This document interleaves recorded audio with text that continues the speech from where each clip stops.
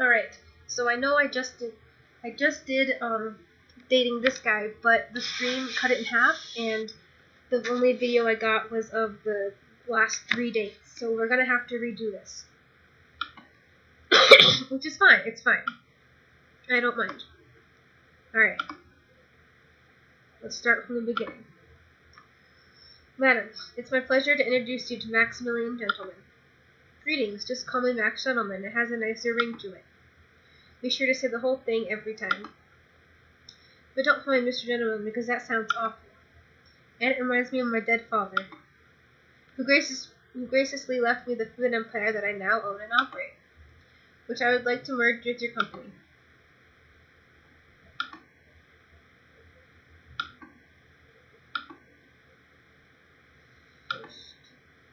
What a marvelous idea, madam, to throw a party at your estate tonight. Your rivals will not be able to resist attending, and then you can slay them. Nonsense. The purpose of this gathering could not be more clear. Madam wishes to mingle. And here comes a very likely partner indeed. Madam, it's my pleasure to announce the arrival of Maximilian Gentleman. Well, well, what an absolutely ripping party you've thrown, madam. These platters of albino rhinoceros meat are delicious. You must tell me how you come to acquire such rare meats. I hunted it myself. You never saw that cannonball coming. Good show. Ah, tales of adventure, extravagant parties. It brings me back to the sorts of parties my dear parents used to throw. Before the tragic and unforeseeable accident that ripped them from me, and also most of their blood from their bodies. The funeral wasn't much of a party, but then again, a double funeral rarely is. Bloody hell, that got dark fast. Sorry about that. You're cute. I forgive you. Oh, I didn't realize we were flirting already. You won't catch me off my guard next time. But now I feel like I kind of brought down the tone of this whole party by mentioning dead loved ones. Quick, let's turn this conversation around. What tone do you think we should go for? Dangerously flirty. Excellent. Alright, grab some of my meat in a sexy fashion. Grab some meat. Yeah, now everyone is having a good time. I feel more sexy already. You know what else is extremely provocative? Hat stacking. He walks over to the hat fountain and grabs a few hats from the screen. He puts on as many hats and turns to face you with his wide grin. What do you think? Too many? You're killing it. He pumps his gloved fist triumphantly. I feel like I have a higher calling when it comes to hats. Well, it would be a shame not to charm your other guests with my magnificent tower of hats. It's been excellent getting to know you better. I'm sure we will be in touch. Max gives you a wink and rejoins the party.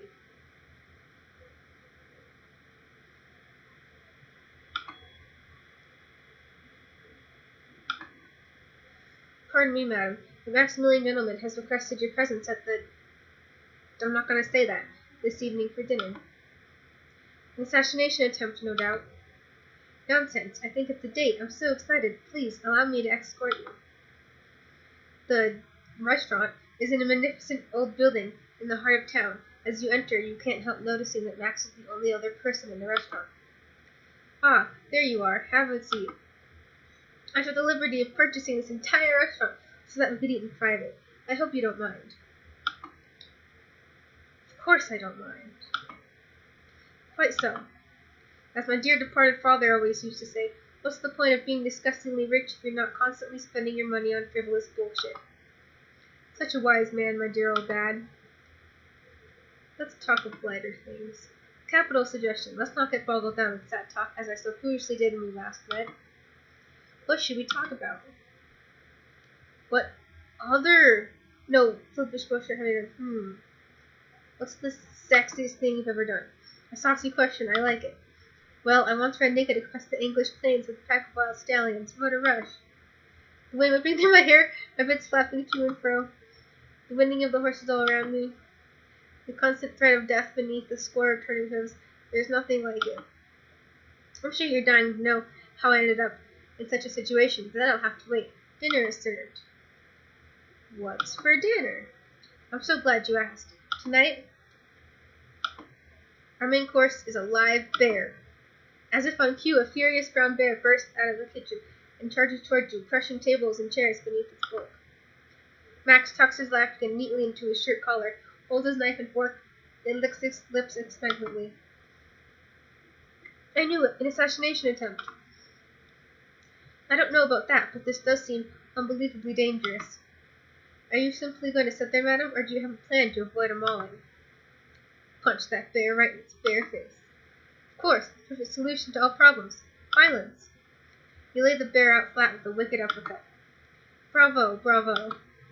For some reason, I expected the bear to explode when he punched it, but I'll chalk that up to Victorian misunderstanding of animal anatomy. In any case, I'm wildly impressed.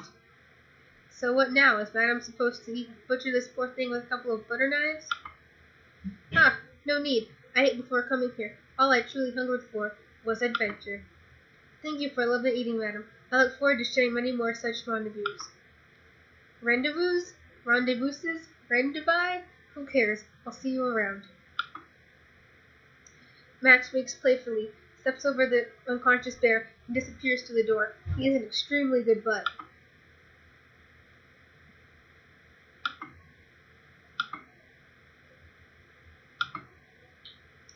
Madam, Maximilian Gentleman has come calling once more. He says he has planned a day of rare delights just for the two of you. How romantic. I should have worn my sexy top hat today. Here he comes now. Be cool, madam. Ah, yes, well met, madam. Are you ready for a day of high adventure? Of course. Marvelous. As my dear departed mother said just before performing her greatest and most and unfortunately fatal stunt, I'm so fucking hyped about this.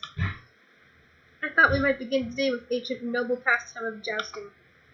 Not so fast, Buster. You won't be spearing my employer on my watch. Oh, we won't be jousting each other. This is a date, after all. I told you. Sigh, my heart is all aflutter. No. We'll be jousting this oncoming train. So that's why those workmen have been busy laying track through the drawing room all morning. Oh dear. I knew I shouldn't have let them do that. And now a train is blasting through the mansion at full speed, and there's nothing we can do other than provide exposition. On the contrary, there's quite a lot we can do. Here, madam, take this horse and this lance. Let us joust. Hell yeah. Joust that train right in its train face. Holding your lance with pinky up like a true aristocrat. You aristocrat. I always read it as aristocrat because of Disney movies. You put spur to horse and gallop straight at the oncoming train.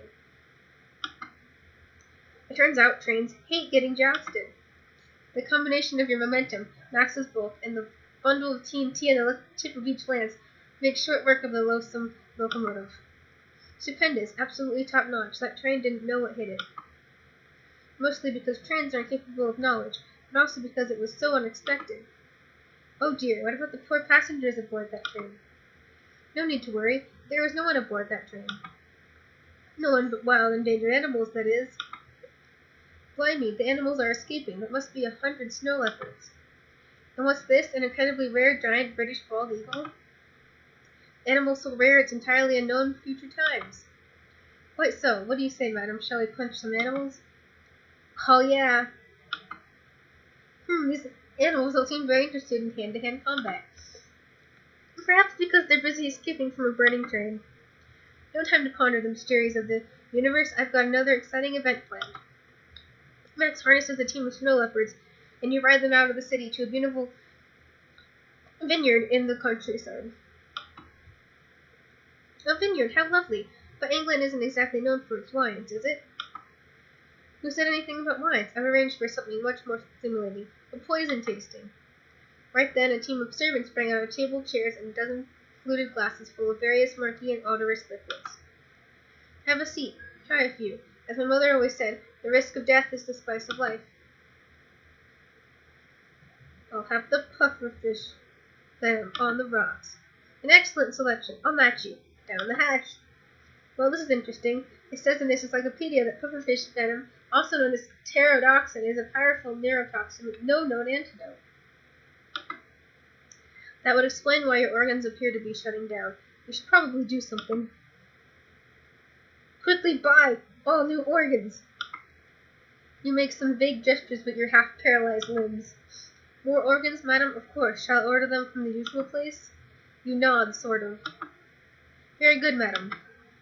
One absurd amount of money and a routine emergency surgery later, and you're good as new.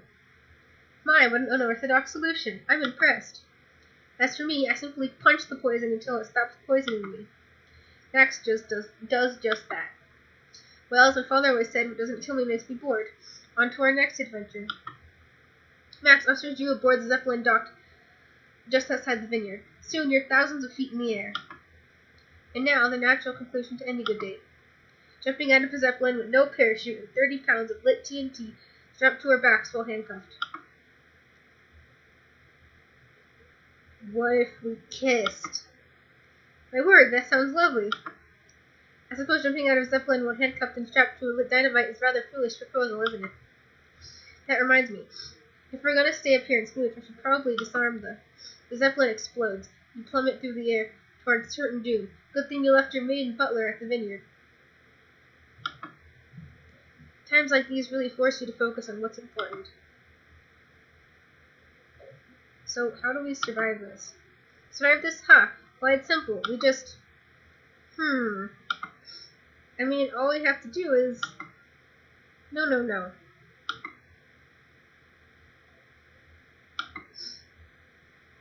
My god. I'm completely out of control. There's nothing clever or adventurous about this stunt. It's basically just an elaborate suicide attempt. Ever since my parents died attempting to shoot themselves out of a cannon at the moon, I felt a tremendous pressure to live up to their example. But I'm beginning to realize, perhaps too late, that the model of heroism and masculinity that they modeled for me is actually incredibly toxic. There's more to being a good man than punching rare animals and exploding. So much more. If I had to do it over again, I'd throw out all this ridiculous posturing. I tried to be a truly gentle man. Just then, a rare giant British bald eagle swoops in and saves you from their fall, simultaneously extinguishing the dynamite with the beat of its wings. Huzzah, I'm saved! I've learned nothing! Deadly stunts forever! Only joking. When next we meet, and I do hope you'll have me again, I'll be an entirely new man. You have my word. That's going to be the sweetest near-death experience you've ever had. The eagle drops you off at your mansion, and Max walks away off in the sunset. Something about his walk has changed, but his butt is still extremely good.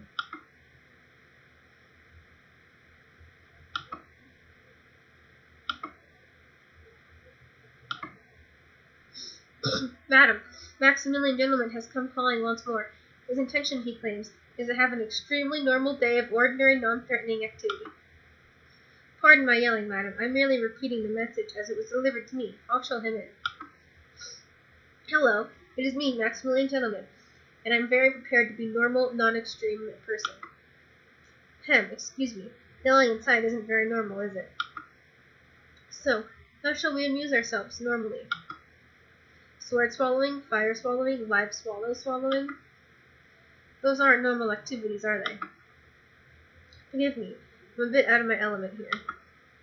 Besides, after all you've done to help me come to terms with my own grief, I like to do something to please you. Wink, wink. Perhaps you could select an activity?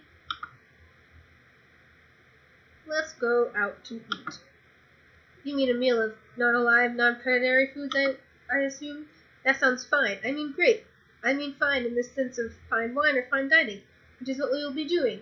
Yes. You take a cab to your favorite restaurant. Some French restaurant that I'm not going to be able to pronounce. As you sit down, you notice that Max is sweating profusely. Excuse me if I seem a bit nervous, haha. I'm just not used to being out in public without a veneer of gratuitous macho to protect me. But no need to worry, madam. I have concocted a stratagem to keep my worst impulses at bay. I have here a bucket of ice water. Anytime I feel I am on the verge of extreme behavior, I shall simply empty it over my head. Like a cold shower for my hot, throbbing, adventuring spirit. Just then a handsome lad struts past your table wearing a precarious stack of 17 hats. Without a word, Max douses himself in ice water and motions his servant for another bucket. Racing, what were we discussing? So, how's normality treating you? Oh, it's great. Max empties another bucket of ice water over his head. It's really helping me. Max empties another bucket of ice water over his head. Come to terms with. Max empties yet another bucket Another other bucket of ice water over his head. My morality. Max stares blankly ahead, shivering and dripping. Enough with the buckets. Max visibly struggles as his arm slowly reaches outward for another bucket. Don't touch that bucket. Max slowly lifts the chilled liquid above his head. Thoughts of manly acts swim through his brain. The increasingly twisted grimace across his face paints a picture of a man fighting his very nature. Seriously, are you? Max furiously grabs bucket after bucket of ice water and pours them continuously over his head in a vain effort to remain calm. The room is now full of ice water. The lobsters escape from the lobster tank and pinch everyone. You are politely asked to leave. Well, that was a bust. Terribly sorry. Perhaps we could try a different normal date? There's still time to catch a play. Ah, the theater, a true gentleman's pastime. I can't wait to sit perfectly still and react with measured enthusiasm to a variety of fictional scenarios. Oh boy.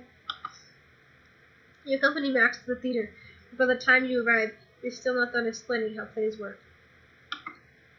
So you're saying there will be absolutely no firing utility in the audience? Not at all? You're sure? I'm pretty sure. Ah well, I suppose it will be. I have no idea what the fuck that word is. Nonetheless. You use the facilities while Max finds your seats. He's sitting very straight and still when you join him. The play begins. It's a farce about a country gentleman attempting to hide from his visiting relatives the fact that he has accidentally married his cast iron stove. It is called The Importance of Being Earnest. Psst. I need to use the restroom.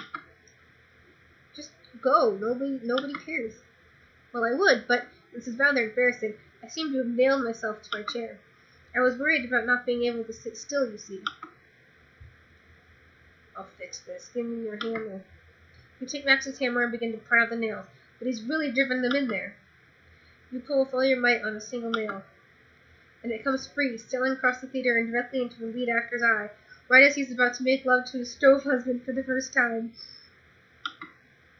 He screams and bleeds.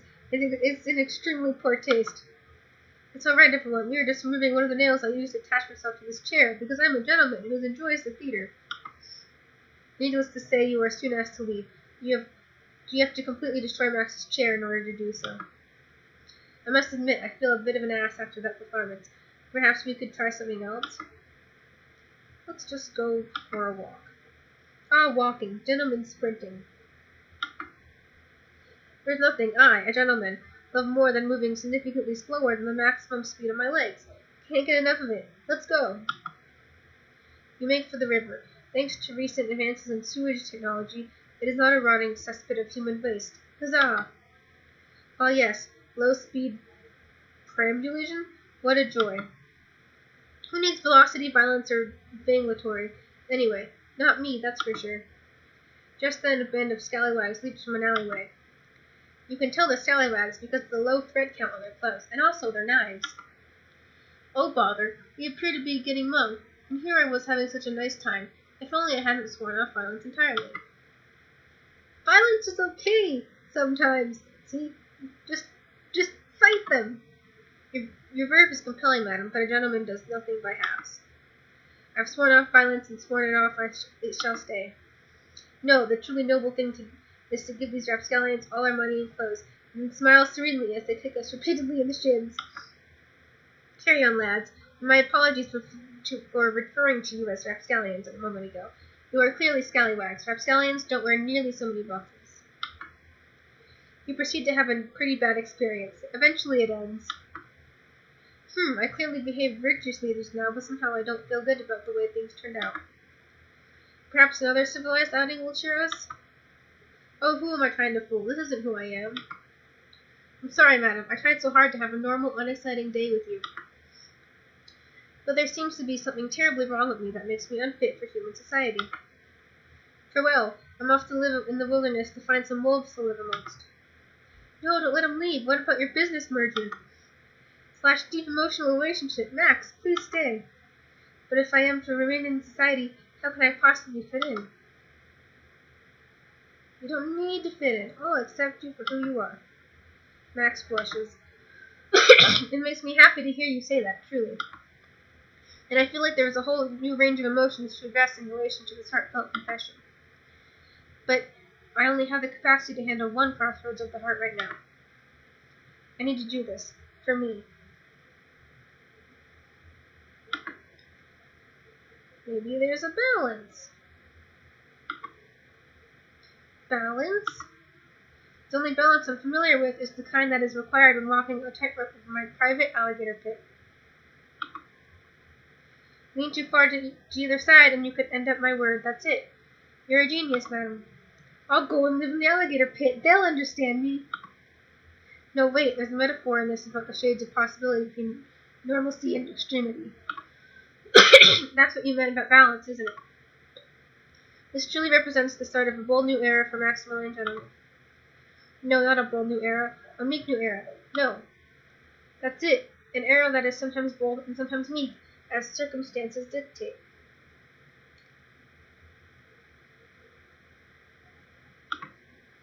It is a mouthful, but so is rhinoceros casserole, and those are delicious. When next you see me, madam, I shall be a changed man, sometimes, as circumstances dictate. Ta-ta! Alright. That's it for him. There is a fifth date, but like I said in the other video, that's where things get not safe for work. And I'm not going to do that because I don't want my channel to be taken down.